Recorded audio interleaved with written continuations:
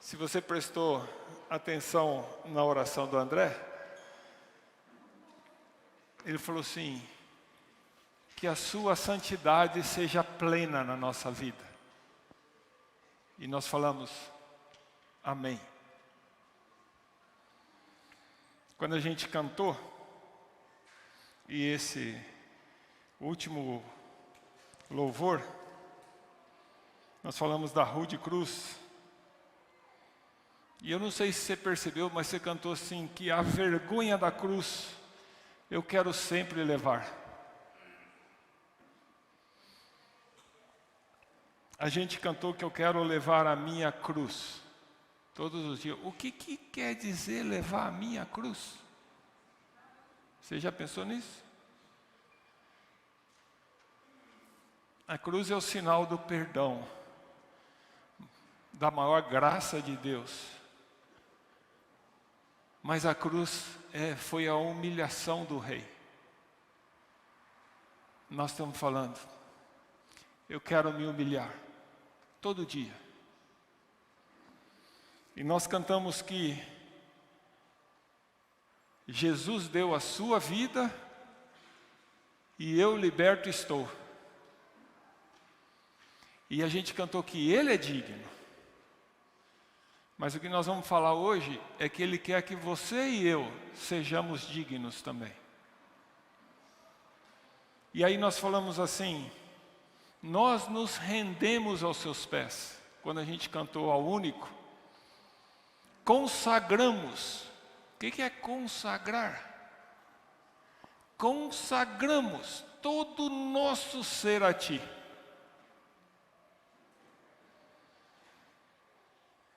E no fim, nas minhas notações do louvor, nós falamos assim, eu quero aprender, eu preciso aprender a descansar em Ti. Eu preciso aprender a confiar em Ti. E nós cantamos, tudo entregarei. Que seja essa a nossa atitude, e eu espero que o que a gente vai conversar hoje ajude um pouco a reafirmar essas coisas que nós cantamos, de uma outra forma, mas exatamente a mesma coisa. Eu pus um texto para iniciar a nossa conversa, mas nós vamos muito mais do que isso. Como vocês sabem, nós estamos estudando aos domingos o Sermão do Monte, e eu vou falar um pouquinho do Sermão do Monte. Então, Mateus 5, 48, se você tem sua Bíblia, se não está no telão. Se você tem aí sua Bíblia, seu aplicativo, ou na tua casa, quem estiver nos ouvindo, mantenha ela aberta aí em Mateus 5, nós vamos andar entre os 5, 6, 7 de vez em quando. E o texto, só para a gente iniciar, que está na tela, é: portanto, sejam perfeitos, como perfeito é o Pai Celestial de vocês. É uma ordem de Jesus. Portanto, sejam perfeitos. Não como Paulo Mota. Não como qualquer um de nós. Mas sejam perfeitos, como perfeito é o Pai Celestial de vocês. Vamos orar?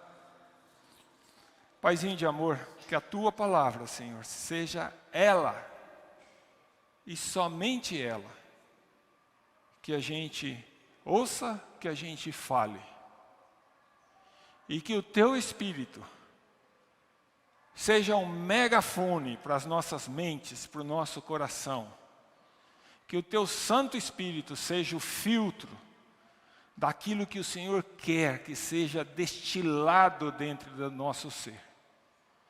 E que pelo poder do Teu Santo Espírito aconteça mudança na nossa forma de viver, através da Tua palavra. Em nome de Jesus. Amém. Bom, vou fazer a propaganda nossa. Então, aos domingos pela manhã a gente tem o estudo do Sermão do Monte. Esse domingo nós não tivemos, domingo que vem, se Deus quiser, nós retomamos. O Sermão do Monte está lá em Mateus 5, 6 e 7, a gente terminou a metade do 6. Você é nosso convidado, venha, nos presenteie com a sua participação, sua presença.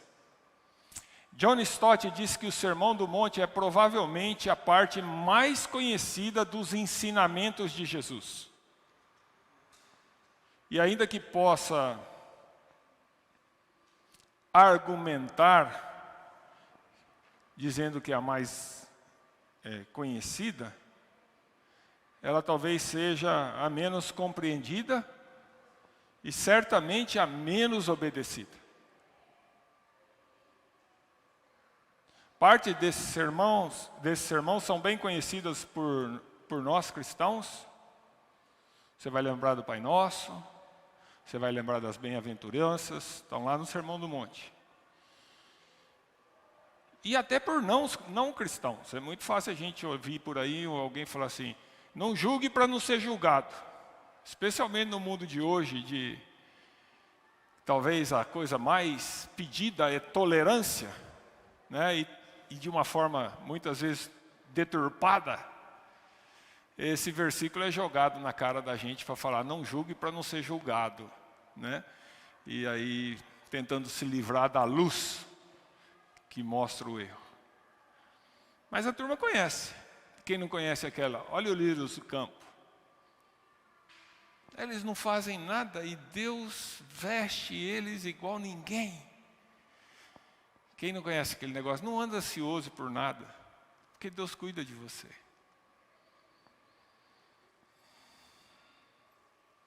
Elas são bem conhecidas, mesmo por não cristãos, e eu diria que não são apenas conhecidas, mas são admiradas. Tanto hoje, e especialmente naquele tempo, esse ensino de Jesus causou admiração pelo seu conteúdo e pelo potencial de revolução, de transformação contido no sermão. Isso é tão claro que no último verso do sermão, quando Mateus está relatando o sermão, Mateus termina lá em Mateus 7, 28, dizendo assim, quando Jesus acabou de dizer essas coisas, as multidões estavam maravilhadas com seus ensinos. E aqui multidão não é os seus discípulos. Ele pregou para os seus discípulos. Mas muito provavelmente ali tinha um monte de gente ouvindo. E essa multidão ficou maravilhada com o ensino de Jesus pela revolução, pelo novo conceito para aquelas pessoas. Apesar de toda essa admiração, o objetivo de Jesus não era a admiração. O objetivo de Jesus era que seu sermão fosse obedecido. O Sermão do Monte descreve a metanoia, a transformação de mente, o fruto do arrependimento daqueles que aceitam o Evangelho. E a retidão de caráter, de vida requerida daqueles que foram feitos filhos de Deus e cidadãos do reino do céu. Dessa forma, o Sermão do Monte descreve como fica a vida do indivíduo que aceitou a Jesus e da comunidade dos cristãos quando se colocam sobre o governo da graça de Deus. Para que essa revolução de fato aconteça, Jesus requer obediência. E é isso que Jesus diz, já quase no final do sermão, em Mateus 7, 24. Portanto, quem ouve as minhas palavras e as pratica, é como um homem prudente, que constrói a sua casa sobre a rocha. E você sabe o que Jesus diz sobre quem ouve e não pratica. Aqui começa o nosso aparente problema. Se nós queremos levar a sério aquilo que Jesus está dizendo, como posso ser capaz de obedecer? É sobre isso que eu quero falar com vocês, sobre como ser capaz de obedecer. E acho que o que a gente cantou tem muito a ver com isso. Eu pretendo dirigir a vocês, ou dirigir essa conversa nossa, cobrindo 4 afirmações, 4 steps, 4 degraus desse desafio, dado por Jesus de ouvir e praticar as suas palavras. Os 4 pontos estão aí na tela, a gente vai passar um por correr cada um. O primeiro é que o padrão é alto. É muito mais alto do que você pode imaginar. O segundo é que a conclusão da tentativa de obediência é óbvia. Você vai falar, não consigo. O terceiro ponto que nós vamos conversar um pouquinho é que a provisão necessária está dada, está assegurada. A provisão necessária para você obedecer já está dada. E o quarto é o resultado desse processo. O resultado é garantido, é vitória. Vamos lá então, como eu costumo fazer com vocês, na nossa forma de conversar aqui, ponto a ponto. Vamos começar pelo primeiro. O padrão é alto, é muito mais alto do que você pode imaginar. Depois de vários grupos de estudo bíblico que a gente tem feito, muitas vezes quando eu defronto com algum aprendizado que a gente teve junto como grupo, vem na minha mente a expressão de alguém do grupo, quando ela descobriu aquilo que foi o aprendizado, né? Aquilo que a gente conversou e a consequência de uma determinada verdade.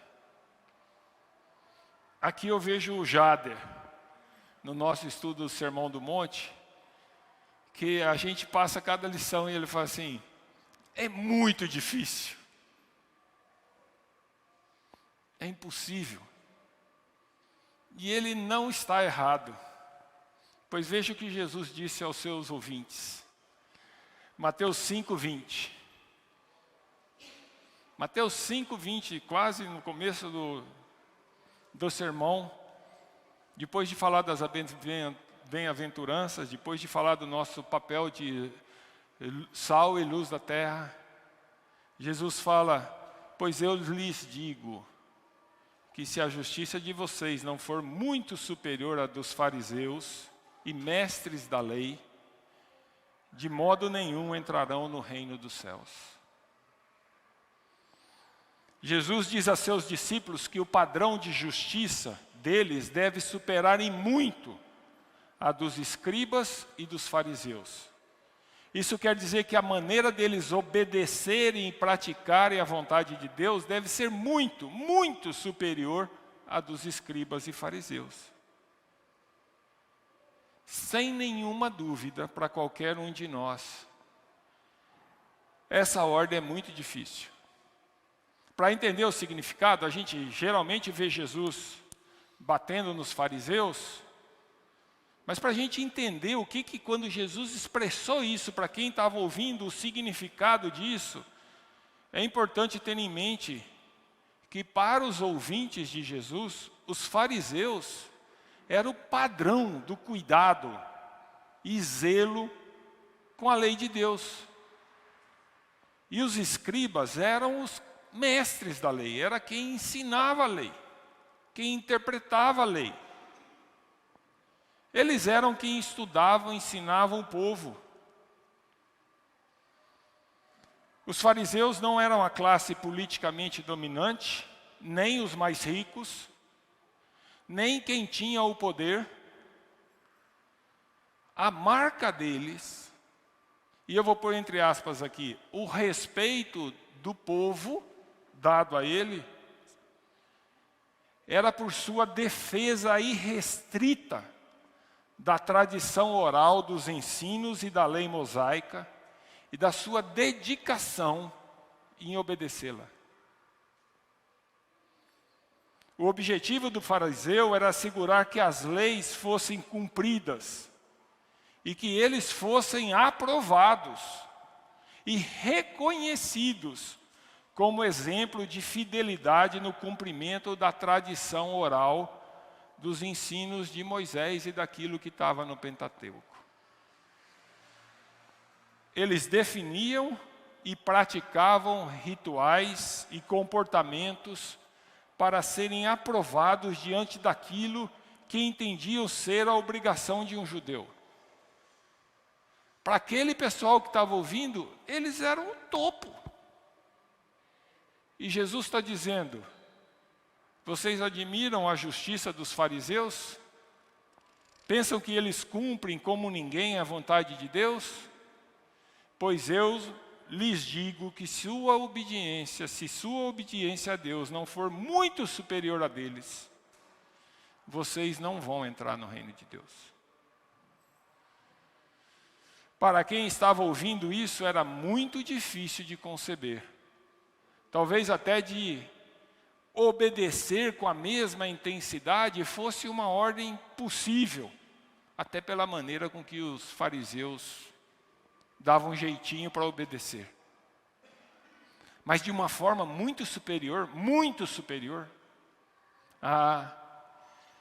com certeza eles pensavam que isso seria impossível. Era muito difícil para eles. É também tremendamente difícil para nós. Você sabe disso? Eu também sei.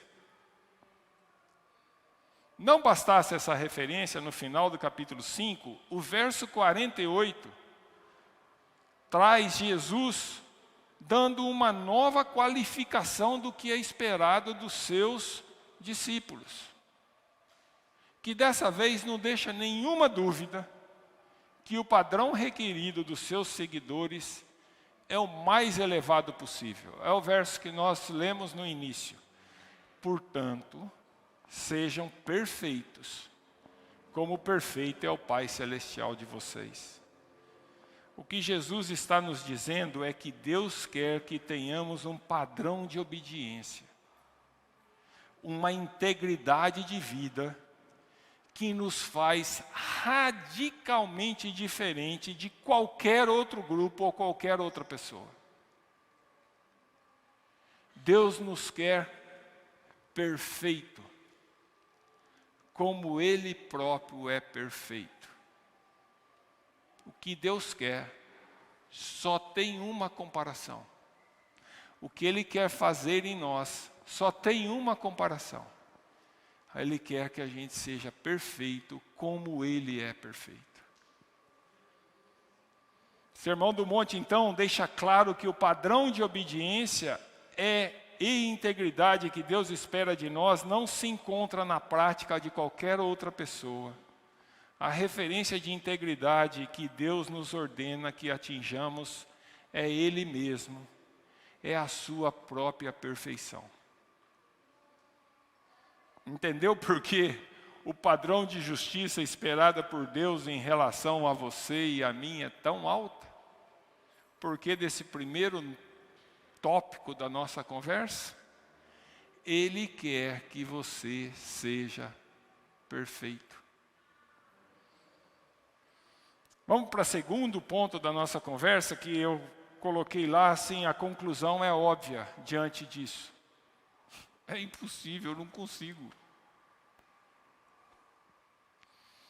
Muitos de nós, ao entender isso, se entrega por completo, desiste.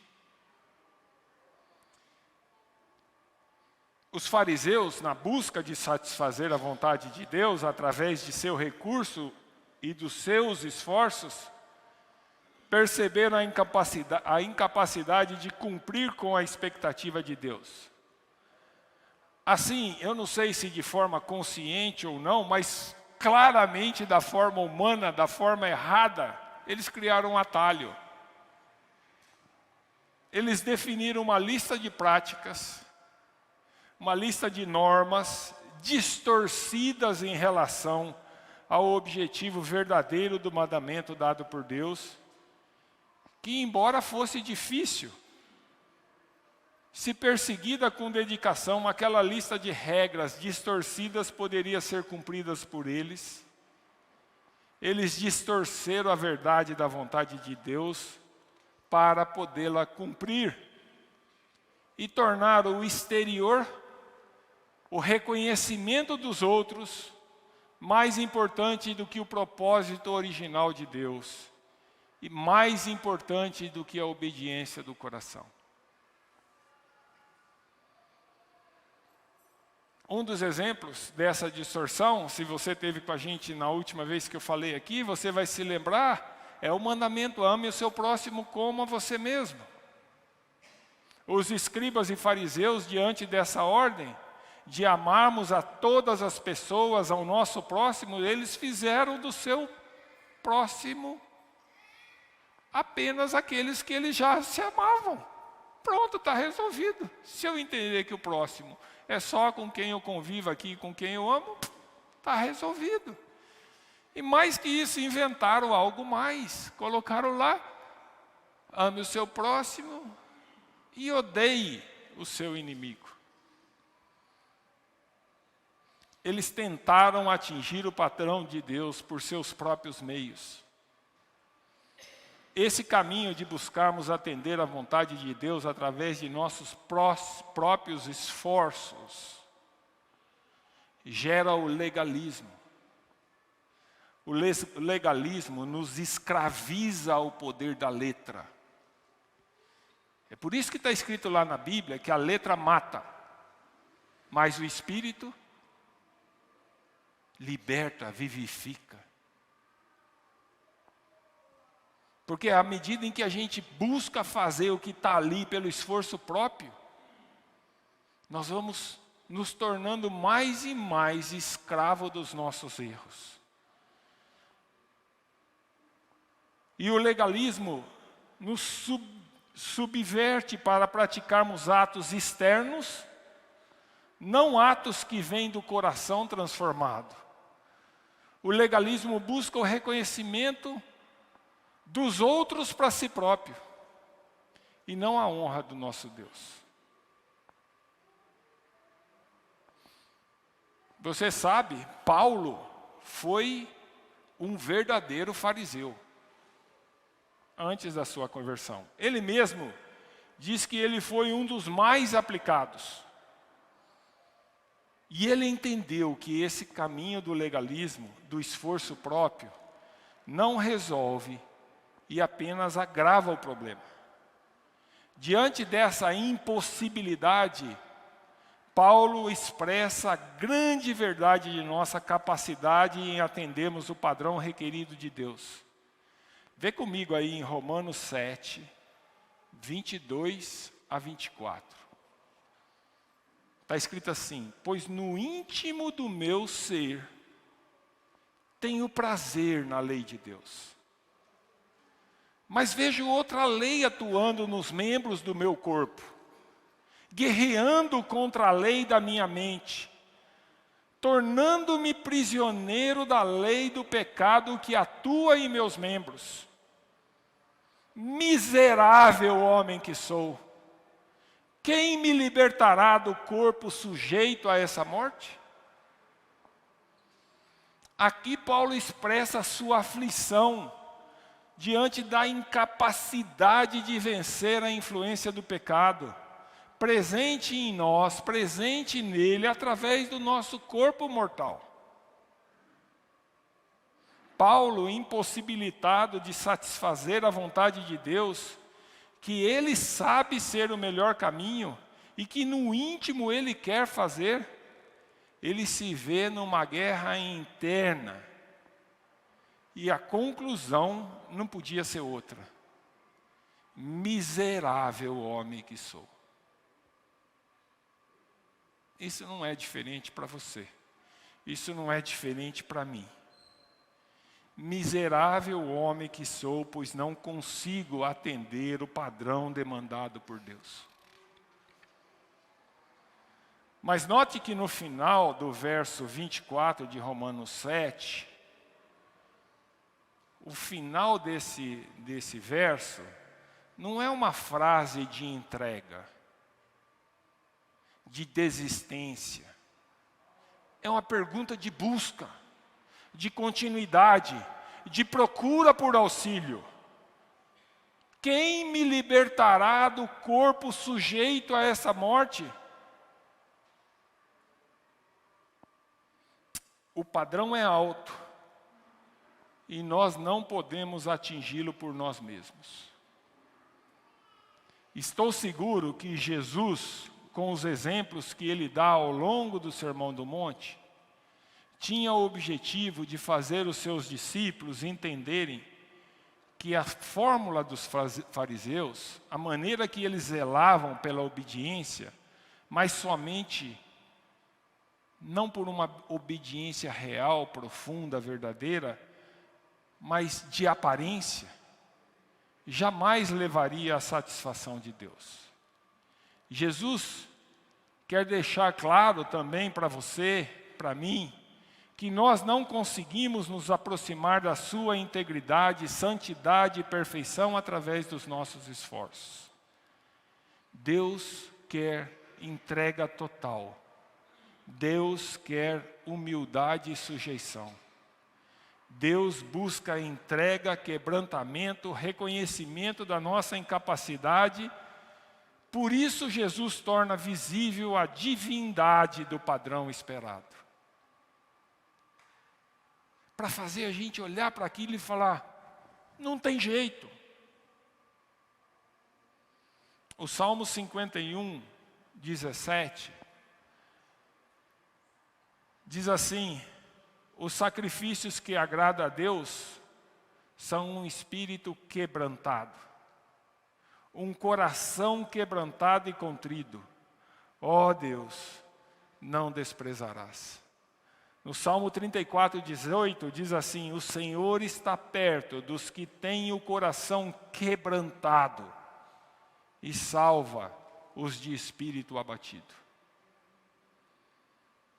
Penso que não é sem razão que o Sermão do Monte se inicia com a descrição do caráter do verdadeiro cristão, do cristão maduro, através das bem-aventuranças. Se a gente olhar as 4 primeiras características desse cristão maduro, que estão descritas aí no início de Mateus 5, do 3 a 6, a gente vai ver que essas características são bem-aventurados os pobres em espíritos, deles é o reino de Deus. Bem-aventurados que choram, bem-aventurados humildes, bem-aventurados que têm fome e sede de justiça. Pois os que têm fome e sede de justiça serão satisfeitos. É a descrição clara de quem percebe sua incapacidade, se arrepende e se entrega de forma completamente dependente a Deus. O cristão maduro já entendeu que é falido espiritualmente, pobre em espírito, que não tem nada que possa agradar a Deus ou oferecer em troca a Deus. Por isso ele chora e se coloca humildemente na presença de Deus, ciente de sua incapacidade. Mas ele não para aí.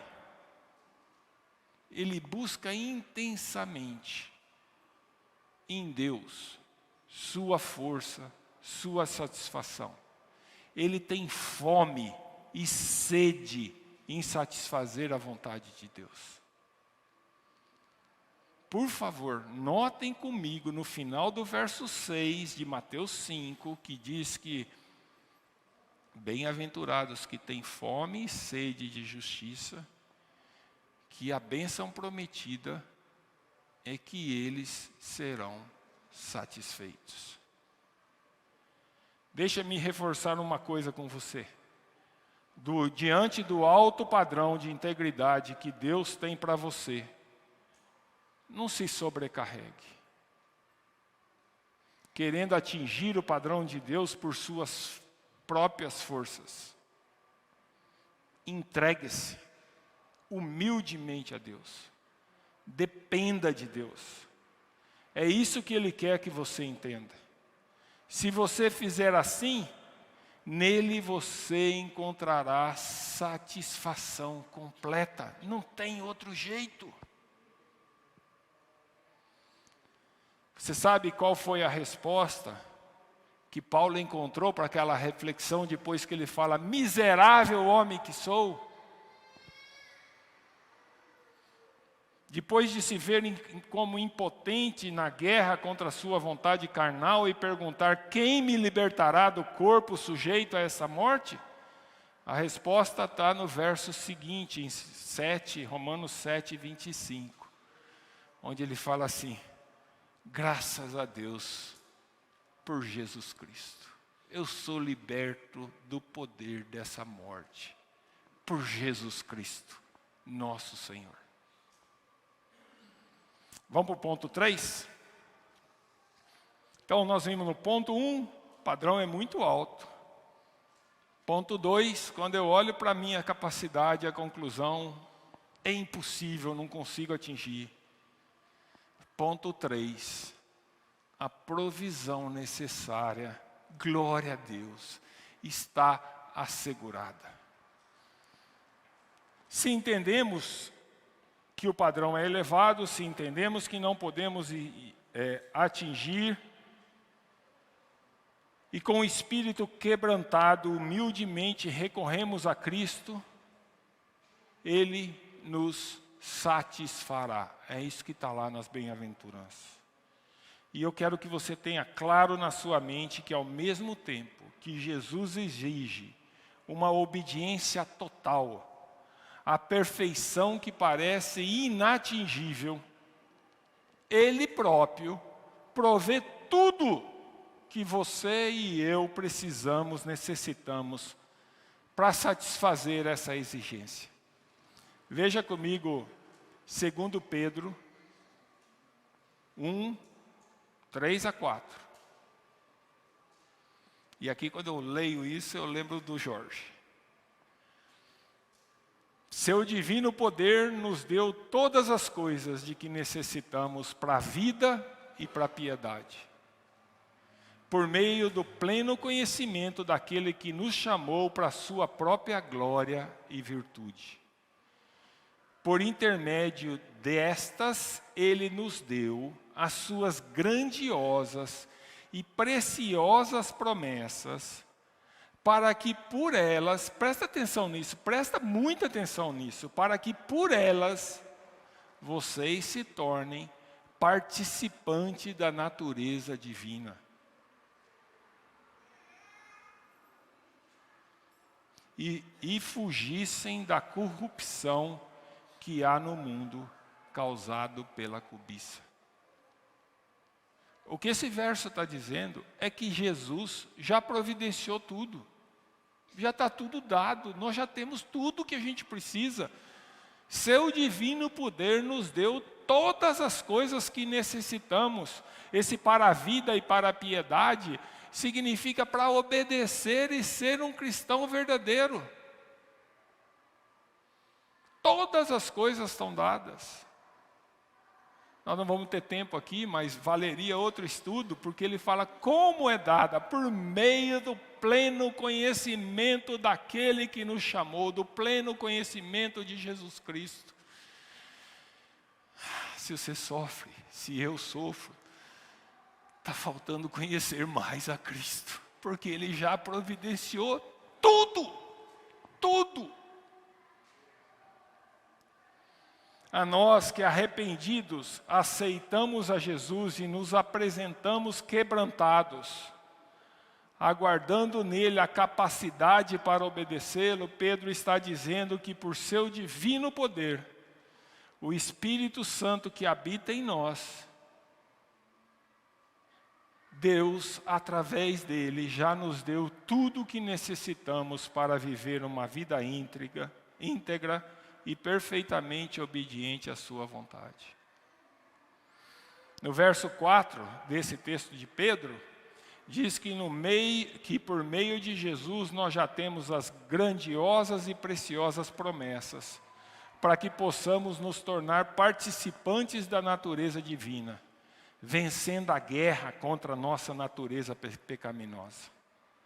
Essa natureza divina da qual nós nos tornamos participante é o caráter de Cristo vivido em nós. Que maravilha! Aqui está a certeza de que Deus cuidará por completo da nossa transformação, tornando-nos capazes de atender seu padrão de perfeição. O padrão que Jesus ensina no Sermão do Monte, apesar de ser muito alto e difícil, na verdade ele é perfeitamente atingível, pois Deus já providenciou tudo o que necessitamos para obedecer à sua ordem. Podemos atingir aquilo que Deus quer, pois é Deus que vai fazer isso acontecer. Nosso papel é nos entregarmos humildemente, com fome e sede de justiça, e o seu divino poder, que está em nós, o Espírito Santo, nos capacitará a atender o padrão de obediência e integridade que Deus requer de seus filhos. Que maravilha! Ao invés da gente ficar maluco, ao invés da gente se surrar, o que nós temos aqui é a certeza de que tudo que a gente precisa, a provisão completa, está dada em Jesus Cristo. Está dada através do poder do Espírito Santo que habita em mim, habita em você que aceitou verdadeiramente a Cristo. Não esqueça disso, nunca esqueça disso.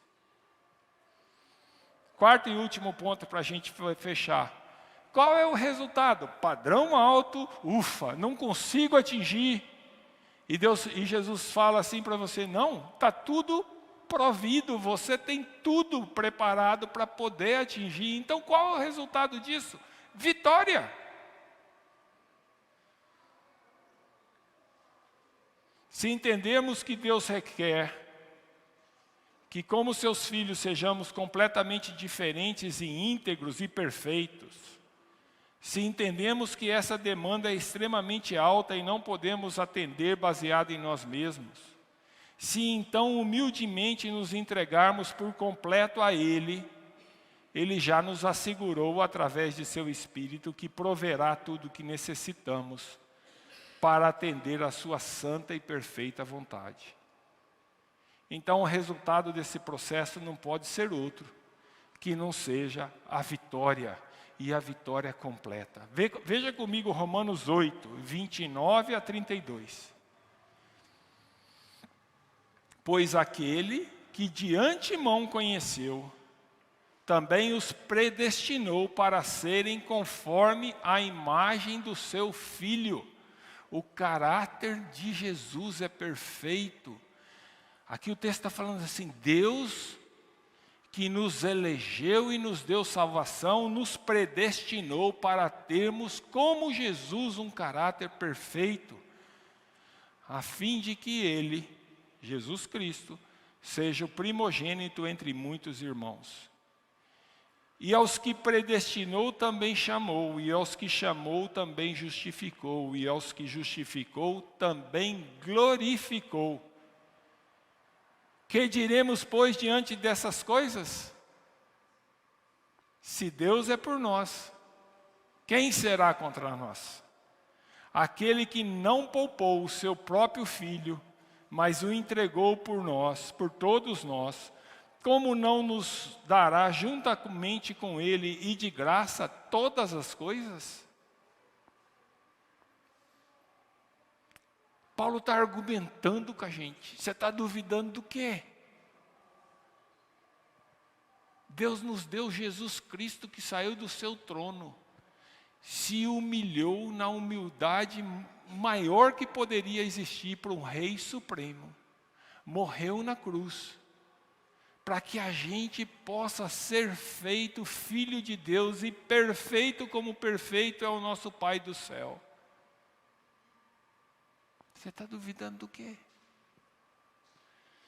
Em Romanos 8:37, então, Paulo sacramenta falando, mas em todas essas coisas, somos mais que vencedores por meio daquele que nos amou. No verso anterior, Paulo está falando do sofrimento, Paulo está falando da dificuldade. Mas tanto naquelas situações de dificuldade e sofrimento, quanto nessa nossa batalha, nós somos mais do que vencedores. Porque quem faz, quem transforma, quem muda, quem provê, é Jesus Cristo. E se Deus fez Jesus passar tudo aquilo, para que os seus eleitos, para aqueles que aceitaram a Jesus Cristo, pudesse ter salvação, Ele vai dar, e disse, e já prometeu, que dará todas as coisas que a gente precisa. O resultado desse processo de reconhecimento, entrega e dependência em Jesus é vitória. É a transformação de nosso modo de pensar, de agir e de obedecer a Deus, completamente dependente dEle, por sua graça e somente para a sua glória e somente para a honra de Deus. Ao mesmo tempo, seremos mais que vencedores e estaremos plenamente, completamente satisfeitos. Que Deus possa nos livrar da tentação de desistir, mudar de caminho. Que Deus possa nos livrar da tentação de buscar obedecê-lo por nossos próprios meios.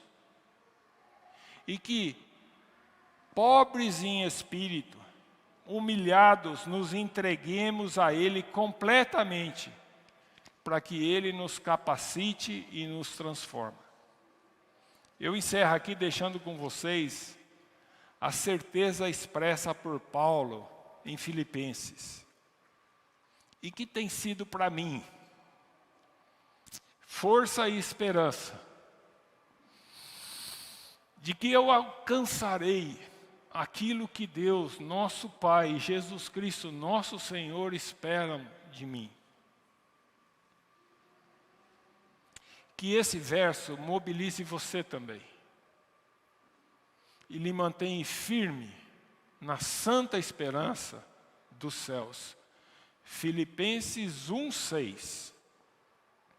Filipenses 1:6 diz assim: estou convencido de que aquele que começou a boa obra em vocês vai completá-la até o dia de Jesus Cristo. Jesus vai completar a sua obra em mim e em você. Vamos orar?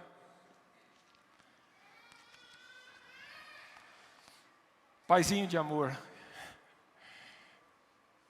quão rica, Senhor, quão grandiosas são as suas promessas. E quão longe, Senhor, nós estamos de confiar plenamente em Ti.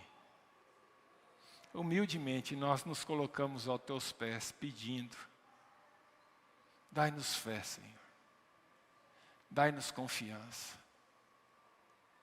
dai-nos fome, sede de Te conhecer, transforma a nossa mente,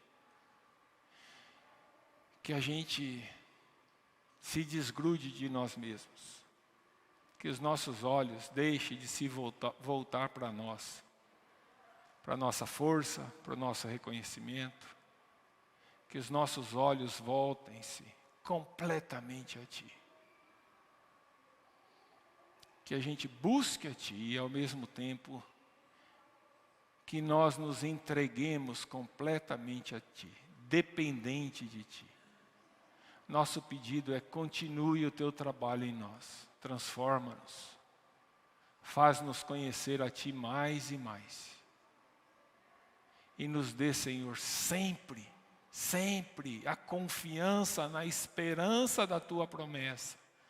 A confiança na esperança, na certeza da transformação que o Senhor vai fazer em nós.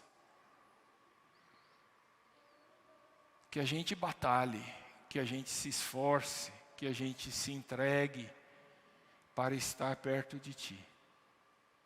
Mas por mais louco que possa parecer, que a gente descanse na certeza de que o Senhor é quem nos transforma e que é o Senhor que vai fazer isso.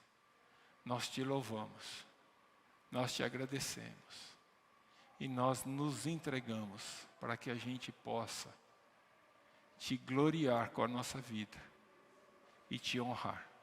Em nome de Jesus Cristo. Amém.